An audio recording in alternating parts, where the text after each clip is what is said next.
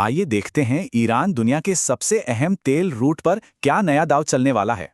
सोचिए, अगर दुनिया में तेल का कारोबार डॉलर में हो ही ना। होर्मुज स्ट्रेट को लेकर नए प्रस्ताव की जड़ में यही सवाल है।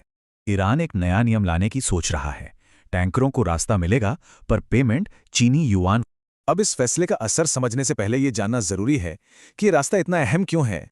पूरी दुनिया की कुल तेल सप्लाई का 20% यानी 5वां हिस्सा यहीं से गुजरता है। और सिर्फ दुनिया ही नहीं, ईरान का खुद का 90% तेल एक्सपोर्ट यहीं से होता है।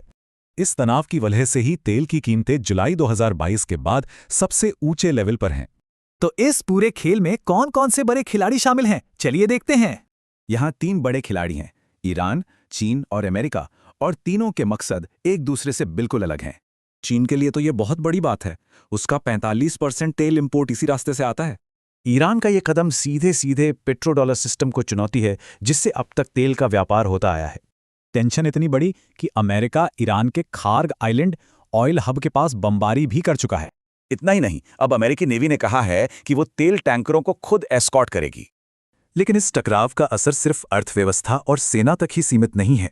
इसका एक मानवीय पहलू भी है। यूएन के एक ऑफिशियल के मुताबिक यहां जहाज रुकने का मतलब है खाना, दवा जैसी चीजों की किल्लत। मतलब खाना, दवा और खाद जैसी जरूरी चीजों की सप्लाई पर सीधा खतरा है। तो ये सिर्फ एक इलाके का झगड़ा नहीं है, ये ग्लोबल पावर में एक बड़े बदलाव का संकेत हो सकता है। तो सवाल ये है कि क्या ये एनर्जी मार्केट में डॉलर के दबदबे के खात्मे की शुरुआत है?